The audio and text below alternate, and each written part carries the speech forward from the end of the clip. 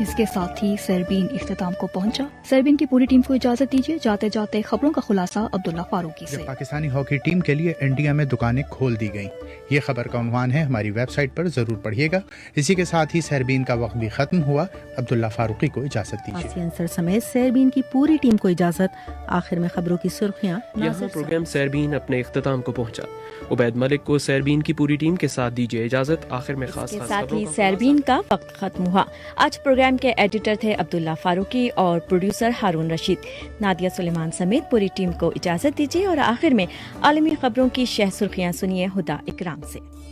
सरबीन यहाँ इख्तिताम को पहुंचा। आज प्रोग्राम की एडिटर थी नाजिश जफर, प्रोड्यूसर नाजिश फैज और स्टूडियो मैनेजर इसरारुल हक। हुदा इकराम और सरबीन की पूरी टीम को इजाजत।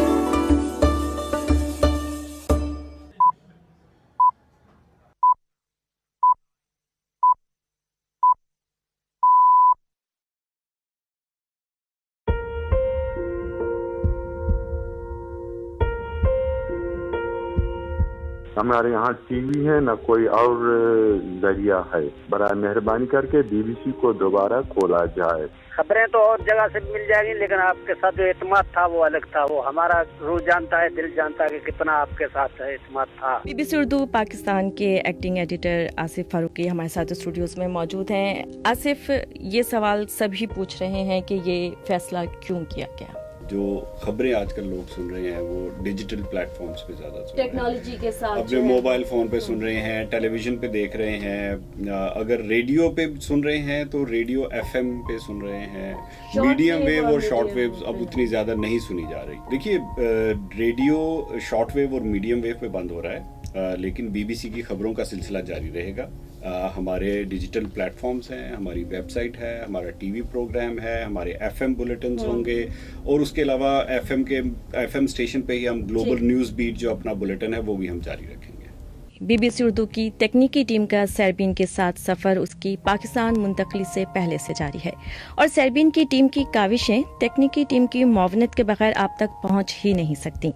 आज सरबीन को तकनीकी मुआवनत फराहम कर रहे हैं आमिर सिद्दीक। हमारे साथ ये जो सरबीन का सफ़र है ये बहुत अरसे से 2007 से मैं तकरीबन करवा रहा हूँ और मुझे आज भी वो दिन याद है कि जब पहला प्रोग्राम मैंने देखा शफी साहब का और मुझे कहा ये आपने करवाना है, तो मैंने कहा ये मैं नहीं करवा सकता क्योंकि मैं कल से नहीं आ रहा तो वो इतना प्रेशर वाला प्रोग्राम, लेकिन आहिस्ता आहिस्ता मैंने और इसरार भाई ने बड़े अच्छे तरीके से जहानुमा शबनामा भी करवाया, जहानुमा भी करवाया और अब सरबीन भी करवाए और बस अब ये ख़त्म हो रहा है और हमारी बड़ी यादें हैं इसके साथ।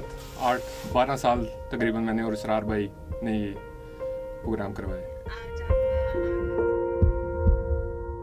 अम्मी से सुनती थी कि नाना अबू सुनते होते थे और फिर उसका एक हिस्सा बनना, ये मेरे ख्याल से आपकी सबसे बड़ी अचीवमेंट है कि आप सरबीन का हिस्सा बने। मुझे 2 साल हुए सरबीन के साथ और आपके कंधों पे एक जिम्मेदारी होती थी उन इलाकों तक ऑथेंटिक खबरें पहुंचाना जहां पे लोगों को एक्चुअली खबरें नहीं पता।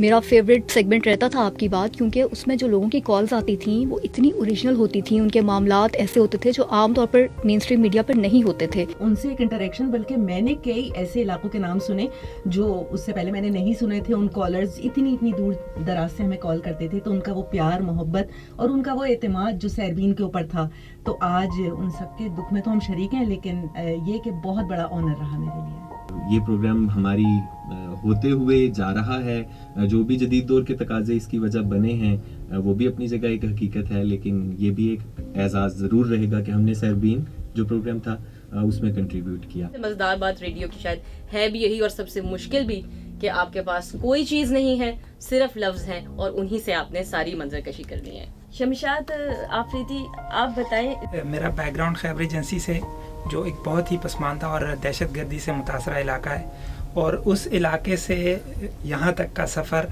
ये मेरे लिए तो यकीनन एक नामुमकिन सी बात लगती थी। जब बीबीसी में आए तो एक ऐसे लगा जैसे एक छोटे से कमरे से निकल के एक बड़ी दुनिया में आए।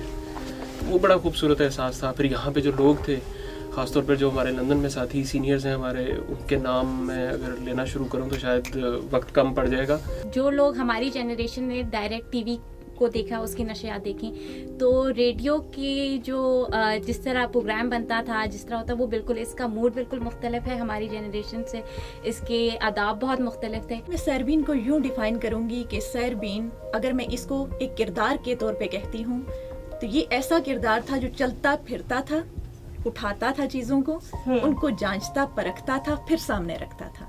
ये था सैरबीन। और इसके साथ ही सैरबीन का 51 साला सिलसिला आज इख्तिताम को पहुंचा। आज प्रोग्राम के एडिटर थे उबैद मलिक, प्रोड्यूसर हुदा इकराम, स्टूडियो मैनेजर थे आमिर सिद्दीक, नादिया सुलेमान समेत पूरी टीम को इजाज़त दीजिए। खुदा हाफिज़ और शब बखैर। पीर 8 जनवरी के सैरबीन के साथ शफी नकी जामई का सलाम। मंगल 13 मार्च के सैरबीन के साथ नुसरत जहां का सलाम कबूल कीजिए। बुध 4 अप्रैल सैरबीन के साथ उमर आफरीदी का सलाम। जुमेरात 29 मई के सैरबीन के साथ आमिर अहमद खान का सलाम कबूल कीजिए। जुमा 22 जुलाई के सैरबीन के साथ माहवारा सफदर का सलाम। सनीचर 10 जनवरी के सैरबीन के साथ जाफर रिजवी का सलाम कबूल कीजिए। इतवार 15 मई का सैरबीन सुनने वालों को फराज हाशमी का सलाम। इसके साथ ही आज के प्रोग्राम का वक्त ख़त्म हुआ। हमारी आज के प्रोग्राम की मेरी एडिटर थी हनिया अली और प्रोड्यूसर नाजिया मेमन। लंदन में हमारे स्टूडियो मैनेजर थे डानी कॉक्स और इस्लामाबाद में मेरे साथी, पुराने साथी और मेरे दोस्त इसरारुल हक।